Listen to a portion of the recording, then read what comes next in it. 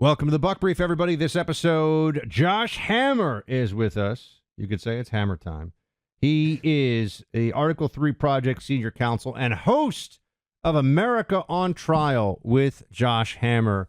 And Josh, before I dive into everything, are you a true crime fan, or is your wife? Because my wife says she is, and then we watch it and she gets scared. So if it's like some heinous murder or something, I'm like, maybe we shouldn't watch this, honey. I mean, Buck, truth be told, I wouldn't even know, because every time we try to watch Netflix before going to sleep, my wife typically falls asleep within 5 minutes. So I wouldn't even know the answer to that question, to be honest with you. Yeah, it is amazing how quickly my shoulder, which I've never thought of as a super comfortable place to sleep, Carrie can pass out on my shoulder 3 minutes. As by the way, especially if we have spent 15 minutes going over what movie we're going to watch or what show we're going to start. You've got to spend that time, and then by the time we actually line it up, she's out. So apparently you have the same thing. So congrats. You're in your first, I'm in year 2. You're in year 1 of marriage. So this is what we're learning as we go. Now let's talk about saving the country, or at least the Democrats trying to destroy the country. There's some big Supreme Court decisions looming, right? We're almost in the latter half of June. We know some stuff is coming down our way. Let's start with the Trump immunity issue. What are you seeing on this one so far? How do you think it comes down, and what will it mean? Yeah, I mean, this is the big issue. I mean, look, there are other cases coming out, Buck. I mean, we're waiting for a big ruling on Chevron deference, but this is the issue. I mean, the immunity case is definitely, I think, where all of the eyes of the legal community, the judicial community, left, right, center, who knows what, we're all paying attention to this, because it is a deeply important case. Now, virtually everyone in my circles, Buck, that I have talked to is expecting roughly the same thing, which is not a complete victory for Jack Smith and not a complete victory for Donald Trump. So they took extreme positions on their respective sides, which naturally lawyers tend to do. That's kind of the nature of zealous advocacy. That's what you do when you argue for your client. You take the strongest possible position. You steel man, if you want to use that kind of modern word. And the outcome here is probably going to be a Solomonic split the baby sort of thing. So they're basically going to say that some acts that a president does are subject to core Article 2 constitutional presidential duty. And therefore, because of that, because they implicate a core presidential duty, then you have immunity for those actions for criminal prosecution after you are president. But there are some other actions out there that have nothing whatsoever to do with a core Article 2 presidential concern, and therefore those acts can be prosecuted after the fact. So to give a very quick example here as to what this looks like in practice, let's say, Barack Obama, when he took out Anwar al-Awlaki, the U.S. citizen who was nonetheless an al-Qaeda operative in the Arabian Peninsula and Yemen back in 2011, a subsequent administration could have brought or could have prosecuted Barack Obama for, who knows, some sort of homicide. This is a U.S. citizen after all, but that's a core Article 2 function. I mean, this is a war power commander-in-chief military decision deep in the Situation Room. The Supreme Court is probably clearly going to say that sort of activity you cannot be prosecuted after the fact. However, if you're going to hire a hitman deep on the bowels of the internet to kind of kill the dude who's shacking up with your wife, maybe that's a little further outside of the mainstream as to what constitutes an Article 2 presidential function. So the court will probably issue that sort of test. Then, Buck, they're going to have to kick it down to the lower court to apply that test. So this whole thing is going to take a lot of time. Trump's he's looking good there, I think. Are there any other looming decisions that, to take it from my non-legalese background, might upset the libs? If so, which ones? Yes, I think it's Chevron deference. I mean, that is, look, it's not my most passionate subject, but I think for a lot of conservative and libertarian lawyers, this probably is a very fiery issue that they're passionate about. So Chevron deference, just to kind of explain what it is, goes back to a 1984 Supreme Court case called Chevron. And back at this time, you kind of have to put yourself in that mindset, Buck. This is kind of the early stages of the conservative legal movement. It was just a few years after the Federal Society was founded. And at that time, the emphasis was on judicial restraint. So Chevron deference at that time restrained judges, but paradoxically, it empowered the bureaucracy. So it basically said that the threshold is extremely high for an Article 3 federal judge to in any way overrule an agency's interpretation of its own statute. So agencies have broad leeway to interpret the operative statutes that affect their day-to-day business. So the EPA gets away with bloody murder, for example, because of Chevron on a day-in, day-out basis. Most conservatives have changed their mind on Chevron. Even the late, great Justice Antonin Scalia actually did a 180 over the course of his career and basically ultimately said that he regretted his thoughts on Chevron earlier in his career. So we're probably going to see that case overturned, and that's going to have a tangible, real-world impact insofar as courts being ready, willing, and able to step in from the Supreme Court down to federal lower courts when it comes to overturning rogue agencies that are taking statutes and warping and distorting them and putting it in a far left direction. It should be a good result. I'm not typically an optimist when it comes to the judicial branch. I've been a bit of a pessimist, somewhat of a prophet of lamentation for all my young career so far. But this is actually one case where I feel cautiously optimistic that we're going to get a good result. Isn't there also a gun case that's making its way through right now, or is that is it about domestic violence as a prohibition on firearms ownership? Can you tell me about that one? Yeah, so this is the Rahimi case. This comes out of the court that I clerked on, actually, the Fifth Circuit. It's a case out of Texas, if memory serves. I believe actually my former boss, Judge Ho, was actually even on the Fifth Circuit panel that issued a ruling in this decision here.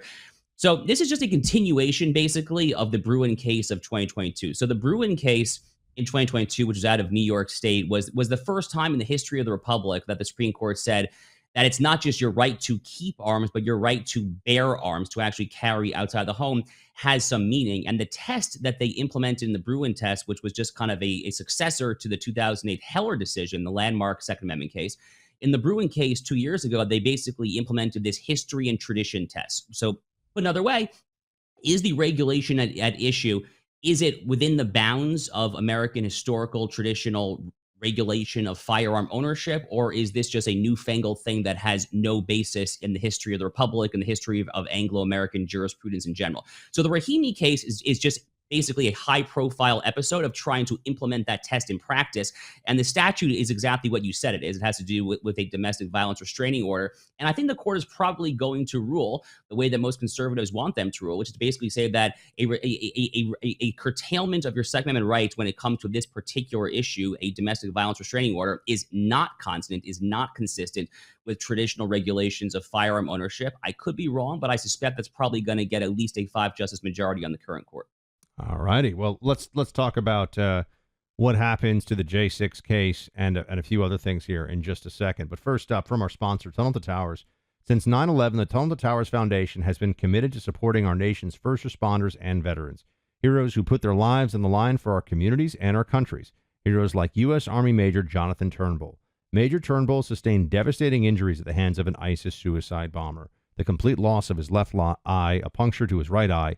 He needed more than 20 surgeries and countless hours of rehabilitation. Tunnel to Towers paid off his mortgage and gave him a specially adapted smart home designed for his needs. He moves around his home more easily now, and his home also gives him hope. With help from people like you, the foundation supports families like the Turnbulls. Join Tunnel to Towers in supporting America's heroes, our nation's catastrophically injured veterans and first responders, homeless veterans, Gold Star families, and the families of fallen first responders. Donate $11 a month to Tunnel to Towers at T2T.org. That's T2T.org. 95 cents of every dollar goes directly to their programs. So let's say that you're right about the, Josh, the presidential immunity case. I understand that under normal order, there's no way that they would be able to get the D.C. J6 case against Trump back to trial before the election. But everything we've seen in D.C. so far, whether it's the district court or the circuit court, has shown lightning speed is something they're willing to do when it comes to Trump in this election, right? I mean, they're moving.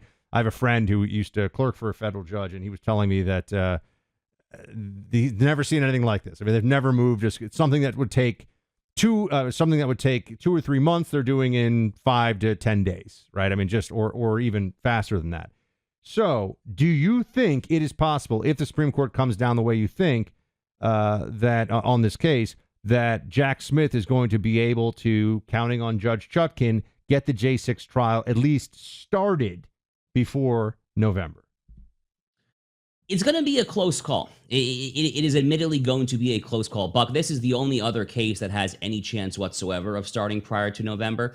Now, as you kind of just said, if they were going according to normal rules as to how this thing plays out, virtually no chance. Now, the other thing to remember here, by the way, is that it is longstanding Department of Justice protocol. It's black letter internal DOJ mandatory guidance, essentially, that prosecutors don't bring politically charged cases close to an election. Now, you and I both know that they can selectively enforce that, selectively abide by that. But on a certain level, if they do this out in the open, they literally start the trial. Let's say it's October, a month before the election.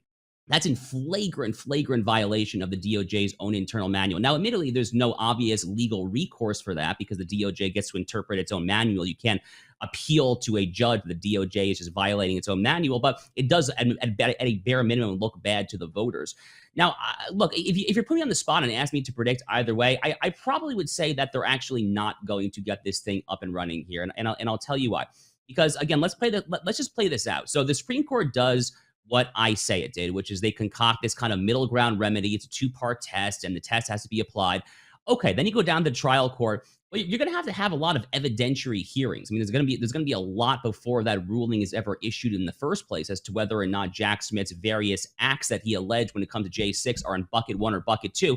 Then let's just play it out even further and say that Chutkan rules against Trump. Well, Buck, I mean, Trump can then just appeal that. I mean, he can appeal that right to the D.C. Circuit, right? So I'm just not seeing this in any way getting resolved there. So look, worst case scenario, can she actually reach that conclusion? Probably, but I mean, he's going to get a shot of appeal. So there's no way we're going to get anything remotely resembling a final resolution. That's for sure. Do you think he probably can get this? Rather, I'm talking about Jack Smith now. Is there a chance the Supreme Court intervenes again? There's a chance, but I think probably not before November. So recall that after Chutkan ruled on the immunity issue at the trial court level, Jack Smith tried to directly go to SCOTUS. He tried to essentially to speed it up, right? I mean, that was a speed move. Yeah. Exactly right. He took 2.5, 3 years to bring these indictments, and then he wanted to move like it was lightning speed before an election, obviously. But the crucial point there is that the Supreme Court denied that. They rejected that and made him go to the D.C. Circuit first. So they've already shown that they're not going to give Jack Smith everything he wants here. So I don't think that's going to happen prior to November, no. And how do you see, you know what, I want to we'll take a quick pause here, but think about this one. What happens at Trump's New York sentencing in 2 weeks, basically? And I know I'm asking you for a prediction, but you can give me some of the ins and outs of what you think the possibilities are. But first up, from Porter and Company, I've known Porter Stansberry for over a decade. This is a guy who built a $1 billion company from his dorm room back in the 90s down here in Florida. And it's because he's a visionary who understands the markets. But he did something really interesting recently. Cut his salary to $1 a year. Why? Well, he's making a point about something. He says this is about the right way to get paid. He says there's essentially a new form of money in America, and it's making some people very rich. Now, it's not gold or Bitcoin. Porter says what's interesting is that while every American is legally entitled to use the secret currency, few know much about it. I strongly recommend you check out Porter's latest detailed presentation online at secretcurrency2024.com. He details how to protect and grow your wealth in the years to come using America's new money. I doubt you'll see this idea or opportunity discussed anywhere else. Take a few minutes to check out Porter's fascinating insights. Go to secretcurrency2024.com. That's secretcurrency2024.com. All right, Josh, Trump goes before a judge for sentencing in July. Feels crazy to say that out loud, but that is what's happening. At least that's what's supposed to happen. How do you see this shaking out? So my first guess when the guilty verdict came in was that he's actually going to jail. And that probably still is where my heart is, because they actually just really do hate him that much, and they really do care that little for anything remotely pertaining to norms or democracy or anything that they purport to care about. However, in my head, so it's a bit of a head-heart standoff, Buck. In my head, I'm thinking about the fact that, how can they literally logistically do this? So it is federal law, obviously, that an ex-president has 24/7 mandatory Secret Service protection. What that means is that Trump needs Secret Service agents with firearms within close eyesight distance of him at all times.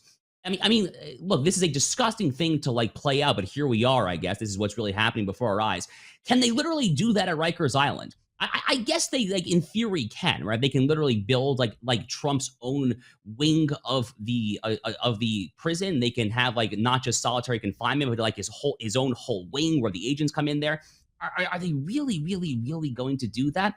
They might, But if I actually had to guess, I think probably not. So I think it's probably going to be home confinement, probation, something along those lines. Home confinement, by the way, is obviously still really bad for Trump, assuming that a higher court does not immediately stay that, because it does prevent him from campaigning in Wisconsin, Michigan, and so forth. Josh, where can people go to listen to your podcast?